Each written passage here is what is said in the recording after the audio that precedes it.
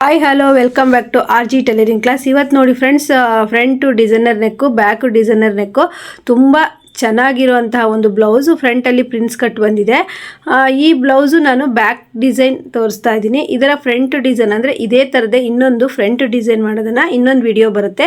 ಇವತ್ತಿನ ವಿಡಿಯೋದಲ್ಲಿ back design ಯಾವ ರೀತಿ ಕಟ್ ಮಾಡೋದು ಅಂತ ಹೇಳ್ಬಿಟ್ಟು ಹಾಗೆ ಸ್ಟಿಚ್ ಮಾಡೋದು ಅಂತ ಹೇಳಿ ಹೇಳ್ಕೊಡ್ತೀನಿ. ಯಾಕಂದರೆ ಬ್ಯಾಕು ಫ್ರಂಟು ಮತ್ತು ಕಟ್ಟಿಂಗ್ ಎಲ್ಲ ಸೇರಿ ವಿಡಿಯೋ ತುಂಬ ಲೆಂತಿ ಆಗುತ್ತೆ. ಆದ್ದರಿಂದ ನಾನು ಬ್ಯಾಕು ಮತ್ತು ಫ್ರಂಟು ಈ ರೀತಿ ಡಿವೈಡ್ ಮಾಡಿ ಹಾಕಿದ್ದೀನಿ. ಸ್ವಲ್ಪ ಅರ್ಥ ಆಗೋ ಥರ ಹೇಳ್ಕೊಡ್ಬೇಕಲ್ಲ, ಹಾಗಾಗಿ ನಾನು ಡಿವೈಡ್ ಮಾಡಿ ಹಾಕಿದ್ದೀನಿ. ನೋಡಿ, ಫಸ್ಟಾಗಿ ನಾವು ಸ್ಲೀವ್ಗೆ ತಗೊಂಡ್ಬಿಡ್ತಾಳೆ. ಫಸ್ಟು ಸ್ಲೀವನ್ನು ಕಟ್ ಮಾಡಿಕೊಂಡು ನೆಕ್ಸ್ಟು ನಾವು ಬಾಡಿ ಪಾರ್ಟ್ ಮೆಜರ್ಮೆಂಟ್ ಎಲ್ಲ ಹಾಕೋಣ.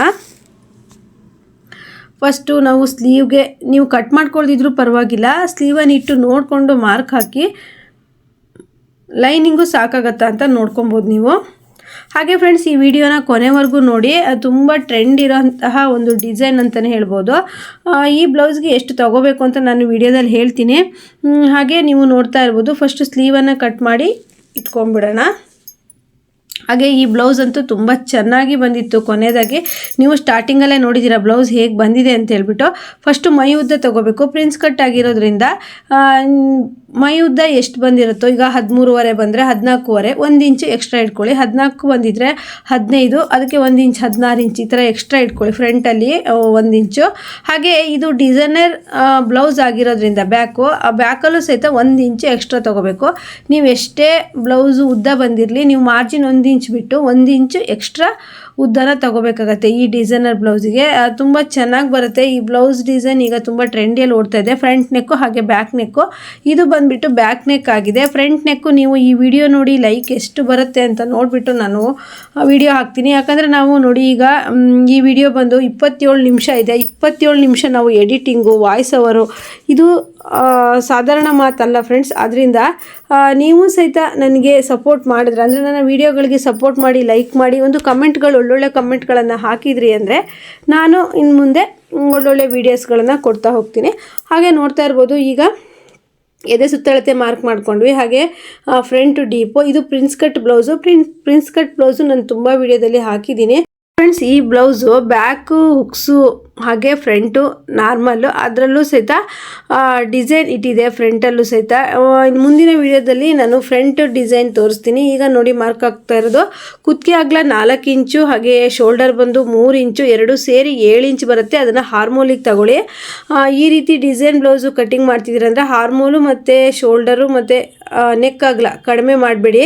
ಕಡಿಮೆ ಮಾಡಿದ್ರಿ ಅಂತಂದರೆ ಬ್ಲೌಸು ಹಾಳಾಗುತ್ತೆ. ನೋಡ್ತಾ ಇದ್ದೀರಲ್ವ, 7 ಇಂಚು ಹಾರ್ಮೋಲ್ ಉದ್ದನ ಇಟ್ಕೊಂಡಿರೋದು. ಹಾಗೆ ಕುತ್ತಿಗೆ ಅಗಲ ಬಂದುಬಿಟ್ಟು 4 ಇಂಚಿದೆ. ಆ ಥರ ವಿ ಶೇಪ್ ಬ್ರಾಡಾಗಿ ಕೊಡ್ತಾ ಇದ್ದೀವಿ. ಹಾಗೆ ಹಾರ್ಮೋಲ್ ಶೇಪು ಈ ರೀತಿ ಸ್ವಲ್ಪ 1/4 ಇಂಚಿಗೆ ಕಟ್ ಮಾಡ್ಕೊಳ್ಳಿ ಕುತ್ತಿಗೆ ಹತ್ರ. ಯಾಕಂದರೆ ಶೋಲ್ಡರ್ ಡ್ರಾಪ್ ಮತ್ತು ಲೂಸ್ ಅಂತ ಬರೋದಿಲ್ಲ. ತುಂಬ ಜನ ಹೇಳ್ತಾರೆ ಈ ರೀತಿ ಬ್ಲೌಸ್ ಹೊಲಿದಾಗ ಫ್ರಂಟಲ್ಲಿ ಸ್ವಲ್ಪ ಲೂಸ್ ಅಂತ ಹೇಳಿ ಕಸ್ಟಮರು ಕಂಪ್ಲೇಂಟ್ ಮಾಡ್ತಾರೆ ಅಂತ. ಈ ರೀತಿ ನೋಡಿ 1/4 ಇಂಚಿಗೆ ಅಲ್ಲಿ ಮಾರ್ಕ್ ಹಾಕ್ತಲ್ಲ, ಅಲ್ಲಿ ಒಂದು 1/4 ಇಂಚ್ ಕಟ್ ಮಾಡ್ತೀವಿ. ಹಾಗೆ ಶೋಲ್ಡರ್ ಹತ್ರ ಒಂದು 1/4 ಇಂಚ್ ಕಟ್ ಮಾಡ್ತೀವಿ. ಈಗ ಎದೆ ಸುತ್ತಳತೆ ಹಾಗೆ ಹಾರ್ಮೋಲ್ ರೌಂಡಿಗೆ ಕರೆಕ್ಟ್ ಇದೆಯಾ ಅಂತ ಒಂದ್ಸತಿ ಚೆಕ್ ಮಾಡಿಕೊಂಡು ನೆಕ್ಸ್ಟು ನಾವು ಬ್ಲೌಸನ್ನು ಕಟ್ ಮಾಡಬೇಕು. ಈ ಥರ ಚೆಕ್ ಮಾಡೋದನ್ನು ಮಾತ್ರ ಮರಿಬೇಡಿ, ಯಾಕಂದರೆ ತುಂಬ ಇಂಪಾರ್ಟೆಂಟ್ ಆಗುತ್ತೆ. ನೀವೇನಾದರೂ ಮರ್ತ್ರಿ ಅಂತ ಹೇಳಿದ್ರೆ ಫಿಟ್ಟಿಂಗ್ ಮಾಡೋ ಟೈಮಲ್ಲಿ ಸ್ವಲ್ಪ ಕಷ್ಟ ಆಗುತ್ತೆ. ನೋಡಿ ಫ್ರೆಂಡ್ಸ್, ಈಗ ರೆಡಿ ಆಯಿತು.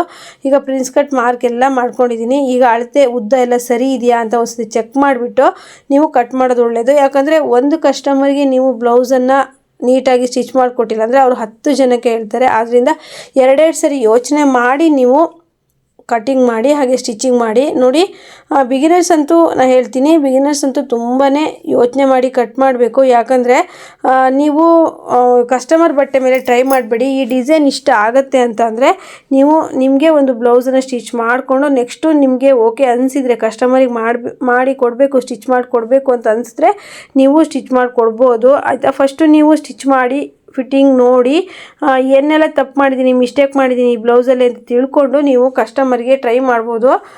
ನೋಡ್ತಾ ಇದ್ದೀರಲ್ಲ, ತುಂಬ ಟ್ರೆಂಡ್ ಇರೋಂಥ ಬ್ಲೌಸು. ಹಾಗೆಯೇ ಫ್ರಂಟಲ್ಲಿ ಈ ರೀತಿ ವಿ ಶೇಪಲ್ಲಿ ಸ್ವಲ್ಪ 1 ಇಂಚಷ್ಟು ತಗೊಳ್ತೀವಿ. ಯಾಕಂದರೆ ಫ್ರಂಟಲ್ಲಿ ಉದ್ದ ಬರುತ್ತೆ ಪ್ರಿನ್ಸ್ ಕಟ್ ಇಟ್ಟಾಗ. ಹಾಗಾಗಿ ಫ್ರೆಂಡ್ಸ್, ಈ ರೀತಿ ಡಿಸೈನರ್ ಬ್ಲೌಸ್ ಸ್ಟಿಚ್ ಮಾಡ್ತೀರಾ ಅಂತ ಅಂದರೆ ನೀವು ಏನು ಮಾಡಬೇಕು ಅಂದರೆ 1 ಇಂಚು ಎಕ್ಸ್ಟ್ರಾ ತಗೊಳ್ಳಿ. ಯಾಕಂದರೆ ಬ್ಯಾಕಲ್ಲಿ ಕಟ್ಟಿಂಗ್ ಇರುತ್ತಲ್ವ, ಕಟ್ಟಿಂಗ್ ಹೋದ ತಕ್ಷಣ ಕಡಿಮೆ ಆಗಿಬಿಡುತ್ತೆ ಮೈ ಉದ್ದ. ಅದಕ್ಕೋಸ್ಕರ ನಾವು 1 ಇಂಚು ಎಕ್ಸ್ಟ್ರಾ ತೊಗೊಳ್ಳೋದು. 13 ಬಂದರೆ 14, ಅದಕ್ಕೆ ಪ್ಲಸ್ 1 ಇಂಚು ಆ್ಯಡ್ ಮಾಡಿ 15 ಈ ಥರ ತೊಗೋಬೇಕು. ಹಾಗೆ ಬ್ಯಾಕ್ ನೆಕ್ಕು ಹಾಗೆ ಬ್ಯಾಕಲ್ಲಿ ಡಿಸೈನರ್ ಬ್ಲೌಸ್ ಆಗಿರೋದ್ರಿಂದ ಬ್ಯಾಕ್ ಡೀಪನ್ನು ತಗೊಂಡು ಒಂದು ಬಾಕ್ಸ್ ಹಾಕಿ ಫಸ್ಟು ಕುತ್ತಿಗೆ ಆಗಲ್ಲ ಬೋಟ್ ನೆಕ್ಕಿಗೆ ಒಂದು ಸಿಂಪಲ್ ಆಗಿ ಈ ರೀತಿ ರೌಂಡ್ ಶೇಪನ್ನು ಕೊಟ್ಕೊಳ್ಳಿ.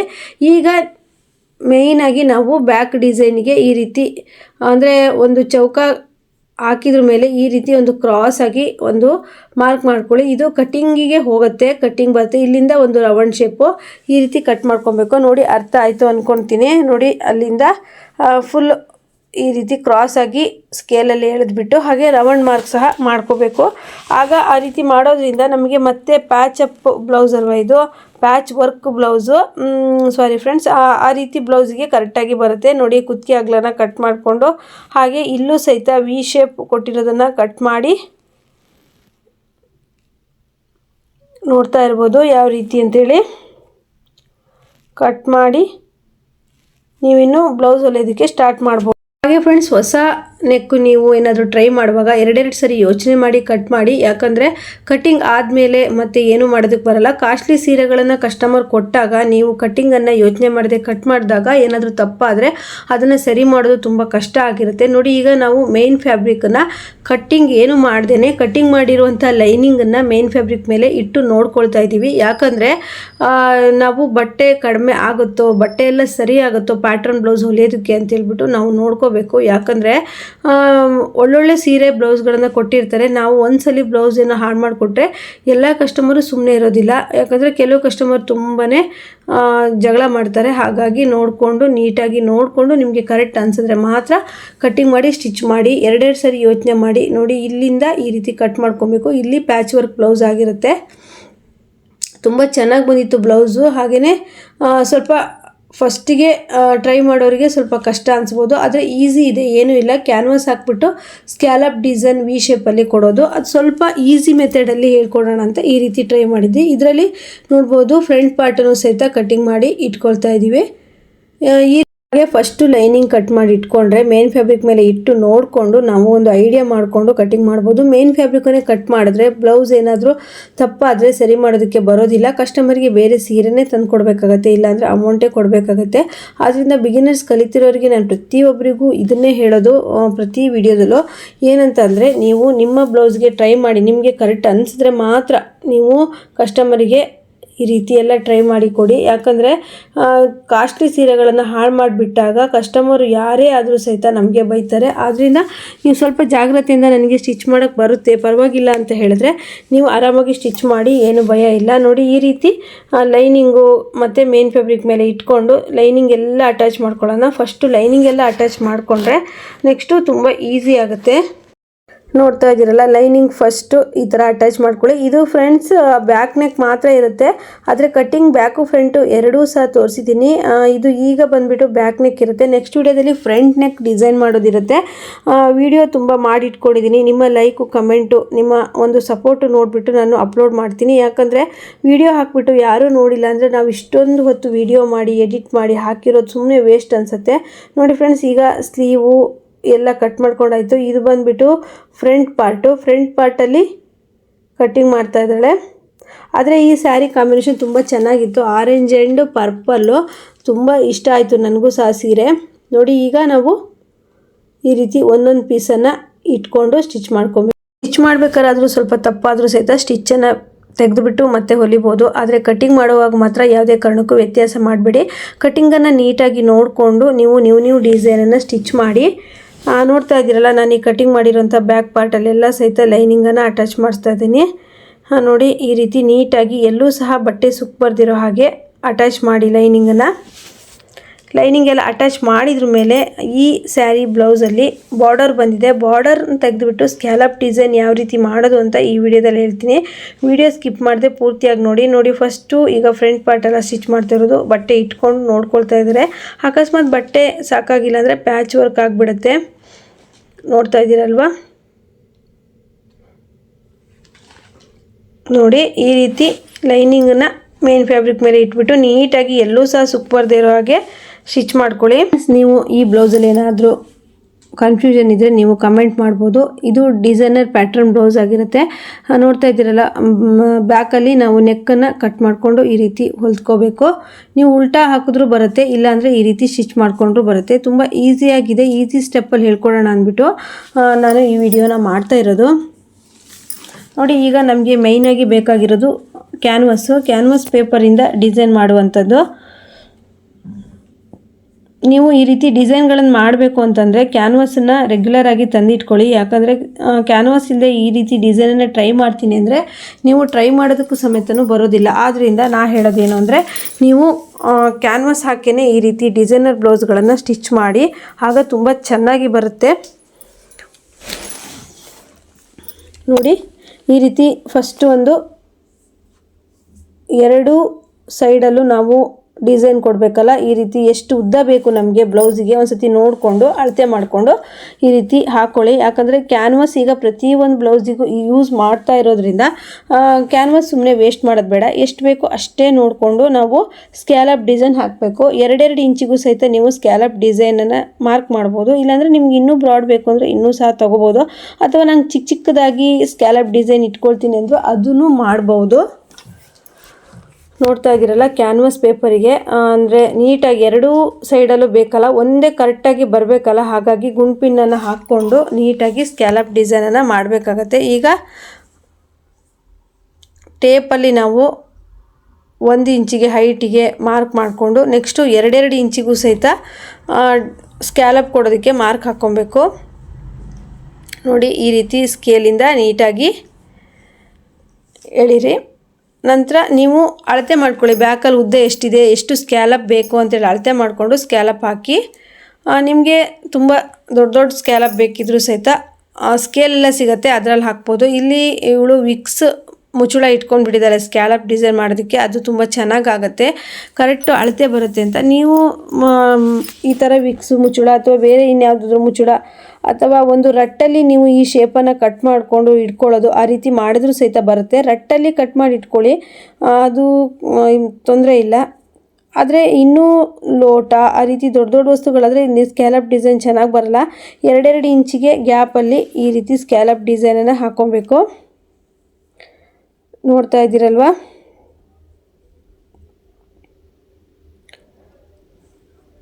ನೋಡಿ ಸ್ಕ್ಯಾಲಪ್ ಡಿಸೈನು ಈ ರೀತಿ ಬರುತ್ತೆ. ಇದನ್ನು ನಾವೀಗ ಒಂದು ಫ್ಯಾಬ್ರಿಕ್ಕಿಗೆ ಅಂಟಿಸ್ಬಿಟ್ಟು ಮತ್ತು ಬಾರ್ಡ್ರನ್ನ ಕೊಟ್ಬಿಟ್ಟು ಹಚ್ಚಬೇಕಾಗತ್ತೆ. ನೋಡಿ, ಸ್ಕ್ಯಾಲಪ್ ಡಿಸೈನ್ ಏನು ರೆಡಿ ಆಯಿತು. ಈಗ ನಾವು ಬಟ್ಟೆಗೆ ಅಟ್ಯಾಚ್ ಮಾಡಬೇಕು. ಹಾಗೆಯೇ ನೀವು ಒಂದು ವೇಸ್ಟ್ ಲೈನಿಂಗನ್ನು ತಗೊಳ್ಳಿ. ಅದೇ ಕಲರ್ ಆದರೂ ಪರವಾಗಿಲ್ಲ, ಬೇರೆ ಕಲರ್ ಆದರೂ ಪರವಾಗಿಲ್ಲ. ಒಂದು ಕಾಟನ್ ಲೈನಿಂಗ್ ತೊಗೊಂಡ್ಬಿಟ್ಟು ಈ ಕ್ಯಾನ್ವಾಸನ್ನು ರೆಡಿ ಮಾಡಿರೋದನ್ನು ನೀವು ಇಟ್ಕೊಂಡು ಫಸ್ಟು ಈ ರೀತಿ ನೋಡಿ ಸ್ಕ್ಯಾಲಪ್ ಡಿಸೈನ್ ಹಾಕಿದಿರಲ್ಲ, ಅದು ನೀಟಾಗಿ ಕಟ್ ಮಾಡ್ಕೊಳ್ಳಿ. ನೆಕ್ಸ್ಟು ನೀವು ಫ್ಯಾಬ್ರಿಕ್ ಮೇಲೆ ಅಂಟಿಸ್ಕೊಂಡು ಇದೇ ರೀತಿ ಸ್ಕ್ಯಾಲಪ್ ಸ್ಟಿಚ್ ಮಾಡ್ಕೋಬೇಕಾಗತ್ತೆ. ನೋಡಿ, ನೀಟಾಗಿ ಈ ರೀತಿ ಕಟ್ ಮಾಡ್ಕೊಳ್ಳಿ. ಇದು ಬ್ರಾಡಾಗಿ ನಿಮಗೆ ಎಷ್ಟು ಬೇಕೋ ಅಷ್ಟನ್ನು ನೀವು ಇಟ್ಕೊಬೋದು. ತುಂಬ ಚೆನ್ನಾಗಿ ಬಂದಿತ್ತು ಡಿಸೈನ್ ಮಾತ್ರ. ಇದು ಫ್ರಂಟು ಬ್ಯಾಕು ಎಲ್ಲ ಫುಲ್ಲು ಡಿಸೈನ್ ಇರುತ್ತೆ. ಈ ಬ್ಲೌಸಿಗೆ 1,000 ರೂಪಾಯಿ ಅಮೌಂಟ್ ತೊಗೊಂಡ್ರು ಕಮ್ಮಿನೇ. ಆದರೆ ನಮ್ಮಂಥ ಹಳ್ಳಿಗಳಲ್ಲಿ ಅಷ್ಟೊಂದು ದುಡ್ಡು ಕೊಡೋದಿಲ್ಲ, 500 ರೂಪಾಯಿ ಕೊಡೋದೇ ಹೆಚ್ಚು. ನೋಡಿ, 2 ಸಹ ಸೈಡದ್ದು ರೆಡಿ ಆಯಿತು ಸ್ಕ್ಯಾಲಪ್ಪು. ಈಗ ನಾವು ಫ್ಯಾಬ್ರಿಕ್ಕಿಗೆ ಅಂಟಿಸ್ಬಿಟ್ಟು ಬ್ಲೌಸು ರೆಡಿ ಮಾಡೋದಷ್ಟೇ ಕೆಲಸ. ನೋಡಿ, ಸ್ಟಿಚ್ ಎಲ್ಲ ಇರುತ್ತಲ್ವ, ಎಲ್ಲ ತಕ್ಕೊಂಡು ಹಾಗೆ ರೆಡಿ ಮಾಡ್ತಾಯಿದ್ದೀವಿ. ನೋಡಿ, 2 ಸೈಡು ಸಹಿತ ಕ್ಯಾನ್ವಾಸ್ ಪೇಪರ್ ರೆಡಿ ಆಯಿತು ಸ್ಕ್ಯಾಲಪ್ ಡಿಸೈನು. ಕ್ಯಾನ್ವಾಸ್ ಪೇಪರ್ ಹಾಕ್ತೆ ಮಾತ್ರ ಕ್ಯಾನ್ವಾಸ್ ನೀವು ಹಾಕ್ತೇನೆ ಹಿಂದೆ ಬ್ಯಾಕ್ ನೆಕ್ ಡಿಸೈನ್ ಆಗಲಿ ಫ್ರಂಟ್ ನೆಕ್ ಡಿಸೈನ್ ಆಗಲಿ ಮಾಡೋದಕ್ಕೆ ಹೋಗಬೇಡಿ, ನೀಟಾಗಿ ಬರೋದಿಲ್ಲ. ನಿಮಗೆ ಕ್ಯಾನ್ವಾಸ್ ಯೂಸ್ ಮಾಡಿದ್ರೆ ಮಾತ್ರ ನೀವು ಅಂದ್ಕೊಂಡಿರೋಂಥ ನೆಕ್ಕು ಡಿಸೈನು ಬರೋದಕ್ಕೆ ಸಾಧ್ಯ.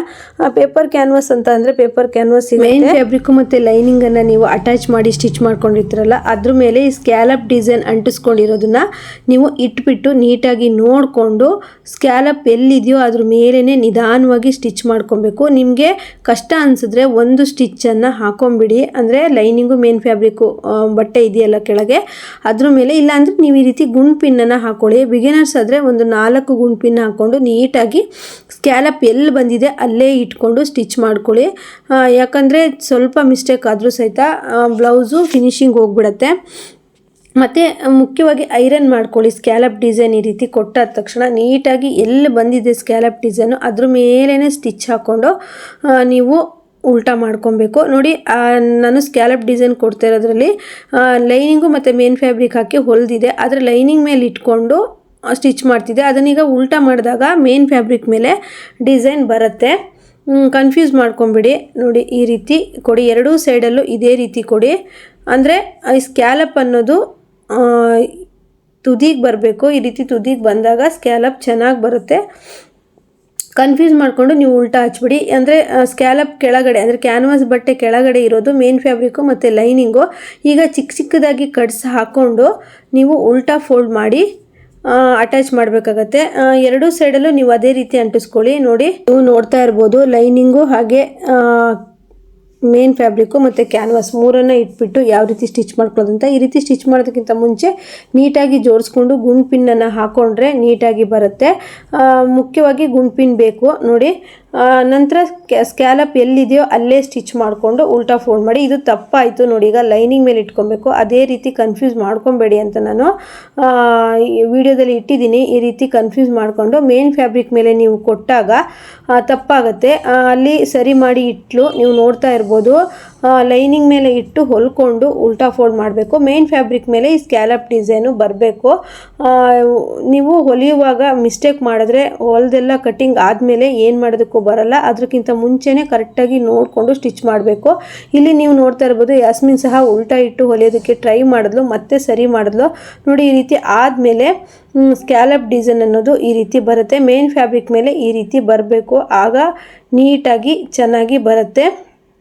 ನೀವು ಮುಖ್ಯವಾಗಿ ಕೊಡಬೇಕಾಗಿರೋದು ಲೈನಿಂಗ್ ಮೇಲೆ ಕೊಟ್ಬಿಟ್ಟು ಈ ಮೈನ್ ಫ್ಯಾಬ್ರಿಕ್ ಮೇಲೆ ಈ ರೀತಿ ಉಲ್ಟಾ ಆಗಬೇಕು. ನೋಡಿ ಈ ರೀತಿ ಡಿಸೈನು, ಈ ಡಿಸೈನ್ ಹೇಗೆ ಅನ್ನಿಸ್ತು ಅಂತೇಳಿ ನನಗೆ ಕಮೆಂಟ್ ಮಾಡಿ. ನೋಡಿ ಎಷ್ಟು ಈಸಿ ಇದೆ ಅಂತೇಳ್ಬಿಟ್ಟು. ಈಗ ನಂತರ ಐರನ್ ಎಲ್ಲ ಆದಮೇಲೆ ಈ ರೀತಿ ನೀವು ಒಂದು ಸ್ಟಿಚ್ ಹಾಕೊಂಬಿಡಿ. ಆಗ ನೀಟಾಗಿ ಬರುತ್ತೆ. ಈಗ ನಾವು ನೆಕ್ ಹತ್ರ ಒಂದು ನೆಕ್ ಕ್ರಾಸ್ ಪಟ್ಟಿನ ಕೊಟ್ಟು ಸ್ಟಿಚ್ ಮಾಡಿದ್ರೆ ಬ್ಯಾಕ್ ನೆಕ್ ಡಿಸೈನು ರೆಡಿ ಆಯಿತು. ಈಗ ಒಂದು ಸೈಡಲ್ಲಿ ಸ್ಕ್ಯಾಲಪ್ ಬಂದಿರ್ತಾರೆ, ಇನ್ನೊಂದು ಸೈಡಲ್ಲಿ ಮಿಷನ್ ಸ್ಟಿಚ್ಚನ್ನು ಹಾಕ್ಕೊಬೇಕು. ನೀಟಾಗಿ ಈ ರೀತಿ ಬರುತ್ತೆ ಎರಡೂ ಸೈಡಲ್ಲಿ. ಇದು ಹೈಲೈಟ್ ಆಗ್ತಾ ಇದ್ದರೆ ಬಾರ್ಡ್ರು ತುಂಬ ಚೆನ್ನಾಗಿ ಕಾಣಿಸುತ್ತೆ. ಬಾರ್ಡ್ರು ತುಂಬ ಹೈಲೈಟಲ್ಲಿ ಇತ್ತು ಅಂದರೆ ಈ ಡಿಸೈನ್ ತುಂಬಾ ಚೆನ್ನಾಗಿ ಕಾಣಿಸುತ್ತೆ. ಈ ಸ್ಯಾರಿ ಬಂದುಬಿಟ್ಟು ಆರೆಂಜ್ ಕಲರ್ ಆಗಿತ್ತು ನೋಡಿ. ಎಂಡಲ್ಲಿ ಈ ರೀತಿ ಆಯಿತು. ಬೇರೆ ಬೇರೆ ಪಾರ್ಟ್ಸು ಅಂದರೆ ಈ ರೀತಿ ಕಟ್ ಮಾಡಿದಾಗ ಎಲ್ಲೂ ಸಹ ಮಿಸ್ಟೇಕ್ ಆಗೋಲ್ಲ, ತುಂಬ ಚೆನ್ನಾಗಿ ಬರುತ್ತೆ. ಇಲ್ಲಾಂದರೆ ನಾನು ಒಂದು ಹಿಂದಿನ ವಿಡಿಯೋದಲ್ಲಿ ವಿ ಶೇಪಲ್ಲಿ ಈ ರೀತಿ ಡಿಸೈನ್ ಮಾಡೋದನ್ನು ತೋರಿಸಿದ್ದೀನಿ. ಇದು ಇನ್ನೊಂದು ಥರ ಅಂದರೆ ಬೇರೆ ಬೇರೆ ನಾವು ಈ ರೀತಿ ಕಟ್ ಪೀಸನ್ನು ಮಾಡಿಕೊಂಡು ಬೇರೆ ಬೇರೆ ಡಿಸೈನನ್ನು ಕೊಡಬೇಕು. ನೋಡಿ ನಾವು ಬ್ಯಾಕು ಫ್ರಂಟು ಒಂದೊಂದು ಇಂಚು ಎಕ್ಸ್ಟ್ರಾನೇ ಬಟ್ಟೆ ಇಟ್ಕೋಬೇಕು. ಯಾಕಂದರೆ ಈ ರೀತಿ ಕಟ್ ವರ್ಕ್ ಬಂದಾಗ ಜಾಯಿಂಟಿಂಗ್ ಹೋಗಿ ಉದ್ದ ಕಡಿಮೆ ಆಗುತ್ತೆ. ಹಾಗಾಗಿ ಲಾಸ್ಟಲ್ಲಿ ನೀವು ಈ ರೀತಿ ಗುಂಡ್ಪಿನ್ ಅಟ್ಯಾಚ್ ಮಾಡುವಾಗ ಉದ್ದ ಸರಿ ಇದೆಯಾ ಬ್ಲೌಸಿಂದು ಅಂತ ಒಂದ್ಸತಿ ಚೆಕ್ ಮಾಡಿಕೊಂಡು ಈ ರೀತಿ ಗುಂಡ್ಪಿನ್ನನ್ನು ಹಾಕ್ಕೊಂಡು ನೀಟಾಗಿ ಸ್ಟಿಚ್ ಹಾಕಬೇಕು. ನೀವು ಎಲ್ಲ ಆದಮೇಲೆ ಮೈ ಉದ್ದನ ಚೆಕ್ ಮಾಡಬಾರ್ದು. ನೀವು ಈ ರೀತಿ ಸ್ಟಿಚ್ ಮಾಡ್ತಾ ಇರುವಾಗಲೇ ಮೈ ಉದ್ದ ಕರೆಕ್ಟ್ ಇದೆಯಾ ಅಂಥೇಳಿ ಸ್ಟಿಚ್ ನೋಡಿಕೊಂಡು ನೆಕ್ಸ್ಟು ನೀವು ಈ ರೀತಿ ಗುಂಡ್ಪಿನ್ ಹಾಕ್ಕೊಂಡು ಸ್ಟಿಚ್ ಮಾಡ್ಕೊಳ್ಳಿ. ಈಗ ನೋಡಿ ಗುಂಡ್ಪಿನ್ನೆಲ್ಲ ಅಟ್ಯಾಚ್ ಮಾಡಾದಮೇಲೆ ನೀಟಾಗಿ ಎಲ್ಲಿ ಬಂದಿರುತ್ತೋ ಅಲ್ಲಿ ನೀವು ಸ್ಟಿಚ್ ಮಾಡ್ಕೊಬೇಕು.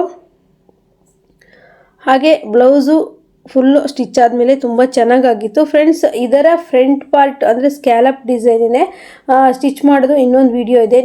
ನೀವೆಲ್ಲರೂ ಆ ವಿಡಿಯೋ ಬೇಕು ಅಂತ ಕಮೆಂಟ್ ಮಾಡಿದ್ರೆ ನಾನು ಆ ವಿಡಿಯೋನ ನಾಳೆ ಹಾಕ್ತೀನಿ, ನೋಡ್ತಾ ಇರ್ಬೋದು. ಈಗ ಜೋಡಿಸ್ಕೊಂಡು ಆದಮೇಲೆ ಈ ರೀತಿ ನೀಟಾಗಿ ಸ್ಕ್ಯಾಲಪ್ ಎಲ್ಲಿ ಬಂದಿದೆಯೋ ಅಲ್ಲಿಗೆ ಫಿನಿಶಿಂಗ್ ನೀಟಾಗಿ ಕೊಡಿ, ತುಂಬ ಚೆನ್ನಾಗಿ ಬರುತ್ತೆ.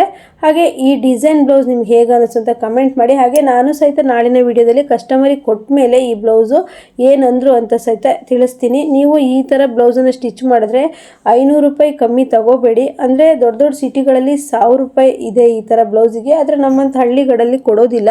ನೋಡಿ ಈ ರೀತಿ ಆಯಿತು. ಸ್ಟಿಚ್ ಮಾಡ್ಕೊಂಡ್ಮೇಲೆ ಒಂದು 4 ಸ್ಕ್ಯಾಲಪ್ ಅಷ್ಟೇ ಮೇನ್ ಫ್ಯಾಬ್ರಿಕ್ಕಿಗೆ ಅಟ್ಯಾಚ್ ಮಾಡೋದಿರುತ್ತೆ, ಮತ್ತೆಲ್ಲ ಆ ಕಡೆ ಸೈಡ್ ಬಂದಿರುತ್ತೆ. ನೋಡ್ತಾ ಇರ್ಬೋದು ಇಲ್ಲಿ ನೋಡಿ ಎಂಡಿಂಗಿಂದನೂ ಸ್ಕ್ಯಾಲಪ್ ಡಿಸೈನ್ ಅಟ್ಯಾಚ್ ಮಾಡ್ತಾ ಇದೆ. ಆದರೆ ನೀವು ಇದು ಕೊಡುವಾಗ ಉಲ್ಟಾ ಕೊಡಬೇಡಿ. ನಾನು 2 ಸರಿ ಹೇಳಿದ್ದೀನಿ. ಲೈನಿಂಗ್ ಮೇಲೆ ಕೊಟ್ಬಿಟ್ಟು ಮೇನ್ ಫ್ಯಾಬ್ರಿಕ್ ಮೇಲೆ ಬಾರ್ಡರ್ ಬರೋ ಥರ ನೋಡ್ಕೊಳ್ಳಿ. ನೋಡಿಕೊಂಡು ಸ್ಟಿಚ್ ಮಾಡಿದ್ರೆ ಕರೆಕ್ಟಾಗಿ ಬರುತ್ತೆ. ಬಿಗಿನರ್ಸಿಗೆ ಸ್ವಲ್ಪ ಕಷ್ಟ ಅನಿಸಿದ್ರೂ ಸಹಿತ ಟ್ರೈ ಮಾಡಿದ್ರೆ ತುಂಬ ಈಸಿನೇ ಅನಿಸುತ್ತೆ. ಒಂದ್ಸಲಿ ಟ್ರೈ ಮಾಡುವಾಗ ಸ್ವಲ್ಪ ಕಷ್ಟ ಅನಿಸುತ್ತೆ ಮತ್ತು ಈಸಿ ಅನಿಸುತ್ತೆ. ನಿಧಾನವಾಗಿ ಒಂದು ಸಲ ಅಲ್ಲ 2 ಸಲ ಆದರೂ ವಿಡಿಯೋ ನೋಡಿಕೊಂಡು ನೀವು ಈ ರೀತಿ ಡಿಸೈನನ್ನು ಮಾಡ್ಕೋಬೋದು. ನೋಡ್ತಾ ಇದ್ದೀರಲ್ವ, ಬ್ಯಾಕಲ್ಲಿ ಈ ರೀತಿ ರೆಡಿ ಆಯಿತು. ತುಂಬ ಚೆನ್ನಾಗಿ ಬಂದಿತ್ತು. ಈ ಬ್ಲೌಸ್ ಅಂತೂ ಹೆವಿಯಾಗಿ ಬ್ಯಾಕು ಮತ್ತು ಫ್ರಂಟು ಎಲ್ಲ ಡಿಸೈನ್ ಇತ್ತು. ತುಂಬ ಹೆವಿ ಡಿಸೈನ್ ವರ್ಕೆ ಅಂತ ಹೇಳ್ಬೋದು. ಹಾಗಾಗಿ ನಾವು 1 ಅವರ್ಗಿಂತನೂ ಕಡಿಮೆ ಟೈಮನ್ನು ತಗೊಳ್ತಾ ಇದ್ರು. ಈ ಥರ ಬ್ಲೌಸ್ಗಳಿಗೆ 2-3 ಗಂಟೆ ಆದರೂ ನಾವು ಬೇಕಾಗತ್ತೆ ಟೈಮು. ಯಾಕಂದರೆ ಫಿನಿಶಿಂಗ್ ಎಲ್ಲ ನೀಟಾಗಿ ಕೊಡಬೇಕು ಅಂದರೆ ನಾವು ಒಟ್ಟಾರೆ ಸ್ಟಿಚ್ ಮಾಡೋದಕ್ಕೆ ಬರೋದಿಲ್ಲ. ಹಾಗಾಗಿ 2-3 ಬ್ಲೌಸ್ ಸ್ಟಿಚ್ ಮಾಡೋ ಕೆಲಸನ ಒಂದು ಬ್ಲೌಸಲ್ಲೇ ಕೊಟ್ಟಿರ್ತೀವಿ. ನೋಡಿ ಎಷ್ಟು ಚೆನ್ನಾಗಾಯಿತು ಅಂಥೇಳಿ. ಡಿಸೈನ್ ಎಲ್ಲ ಆದಮೇಲೆ ತುಂಬ ಚೆನ್ನಾಗಿ ಬಂದಿತ್ತು. ಆದರೆ ನಾಳೆ ಕಸ್ಟಮರು ಹಾಕ್ಬಿಟ್ಟು ಈ ಡಿಸೈನ್ ಹೇಗೆ ಅನ್ನಿಸ್ತು ಅಂತ ನನಗೆ ಹೇಳ್ತಾರೆ. ನಾನು ನೆಕ್ಸ್ಟು ಫ್ರಂಟ್ ಪಾರ್ಟ್ ವಿಡಿಯೋ ತೋರಿಸುವಾಗ ನಾನು ಅದ್ರ ಬಗ್ಗೆ ಹೇಳ್ತೀನಿ.